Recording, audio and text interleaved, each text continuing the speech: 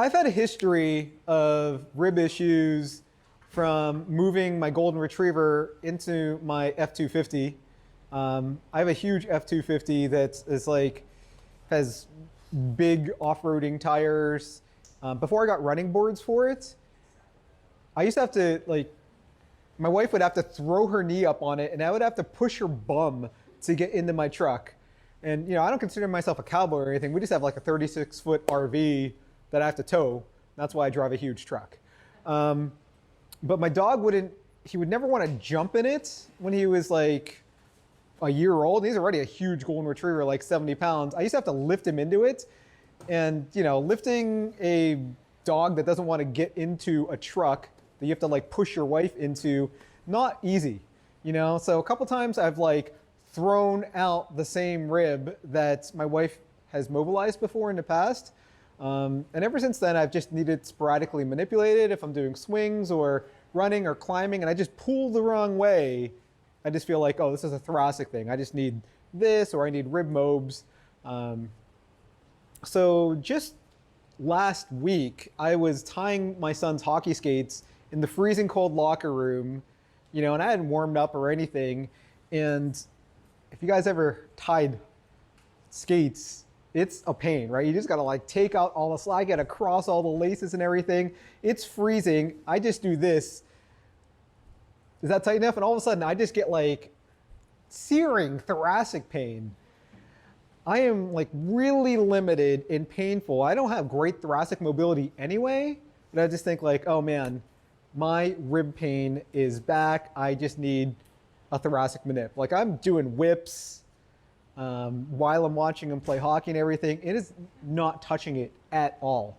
It also seemed to be a little bit higher, but it's usually generally in like this kind of T6 area. So, I had my wife actually do a thrust manipulation on me. She got a cavitation. I'm like, man, it only feels like 50% better. And then it just kind of came back, and I'm still doing whips, and I'm like, it's not really having any effect at all. So I've seen there's a Mackenzie diplomat who I follow on LinkedIn, and she's always posting like just interesting cases and just problem solving. And one of her go-tos, she's like, this has helped TMJ patients, this has helped like T4 syndrome patients, this has helped whatever, just random things, is sustained cervical retraction and extension. So the way they like to do it, very specific, is like this. Like you retract and you extend, and you just hold like this. Now, particularly, I find this very uncomfortable. Plus, I think you're kind of compressing the TMJ. I don't really like that as a treatment, but I know that that is one of the Mackenzie go-tos, especially for things that just traditionally that's not helping. So my way is I'm just going to find an easier, more comfortable way to do this because that's just what I like. Because if I can't handle it, I don't expect a patient to be able to handle it.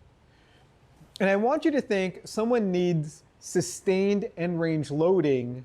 If someone has constant symptoms or near constant symptoms, the more persistent the symptoms are, the more you may need a duration of an end range load as opposed to frequency in dosage, right? Does that make sense? Someone has 9 out of 10. My symptoms, maybe after the manipulation, were a 6 or 7, but I was still really stiff. So I said, oh man, it's really limited. Then I did this, and I'm like, oh, it's not limited at all.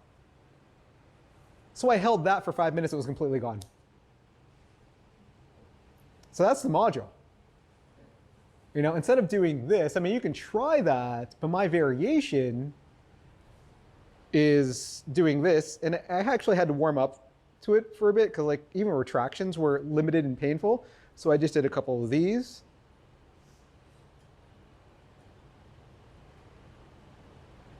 Then I was able to overpressure if I added a little bit of end range. So I was just kind of working into end range.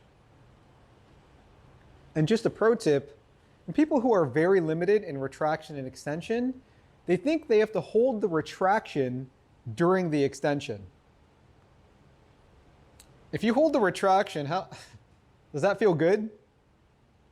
Also, if you hold the retraction, the reason why it doesn't feel good is you're flexing and extending the neck. Like it's very confusing to the cortex if you're activating the deep cervical flexors. If you activate the deep cervical flexors, it means the head wants to go forward. If the head wants to go forward, that's activating a flexion pattern. So you're doing this and then saying extending. You're actually supposed to retract, relax this, and then extend. That still doesn't feel great unless you add a little bit of resistance. So I just did this. Usually at end range, Mackenzie would say like wiggle, wiggle, wiggle, wiggle, and that ends up getting the end range. I don't even do the wiggles anymore. I just hold this and lightly press further into that. I can do hold relax at the end. And I can give a little bit of overpressure, but I find that I don't need to give overpressure because there's something about like just that light resistance that really gets you to end range. So again, I held that for 5 minutes. As long as the patient's not getting dizzy or anything, don't worry about vertebral artery, it's fine.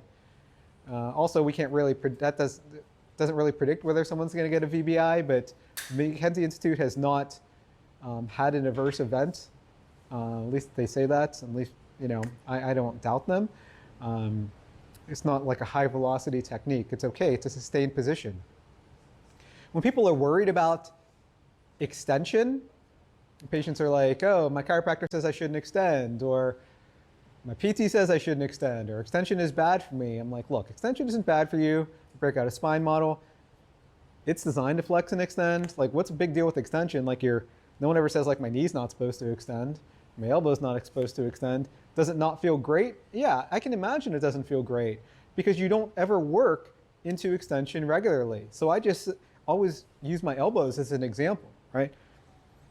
If the average person flexes 2,000 to 3,000 times a day, imagine if you just did this with your elbows, right? Like how would your elbows feel if you flex them 2,000 to 3,000 times a day, and maybe even do that? The difference with our elbows and our neck and our low back is that when we walk around, we typically walk around in extension, right? But what if you walked around the rest of the day like this, right? That's like people slouching all day. And you haven't done this all day. Like how do any of your joints feel when they're in the same position all day and you finally get up to move, right? Like if you walked around with your elbows like this all day and then you finally extended them, how would it feel? Not great. What about doing that to your spine for 20 years? How often do you ever extend? Right, I'm not saying that you lose it. I mean, once you're kyphotic and you maybe actually have severe degenerative changes, you might have already lost it by then. But one of the simplest things to do for your spine, and this is why I always do like cervical retractions and extensions and lumbar extensions, is to just move through the full available range. Don't wait till you have symptoms. Especially, you know, if I do a ton of deadlifts or kettlebell swings, or if I run, I make sure I extend because the tendency is you're going to fill up your cup a lot faster if you just do too much of one thing. So especially after I do a kettlebell workout, I might just like hang out like this and recover like this. If I do anything that's repetitive, has a lot of flexion, I might do that. Like if I'm gardening or weeding or digging holes or doing something physical, it's a lot of flexion. I might take breaks every once in a while and just lie prone on elbows or do some standing extensions.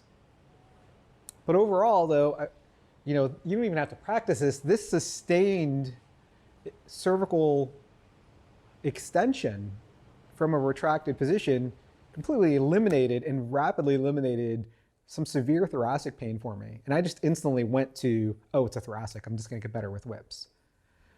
So if it doesn't get better with whips and you try this, then I think that this would be another one of those techniques that you're not going to have to use all the time, but when it's indicated, it's going to work like that.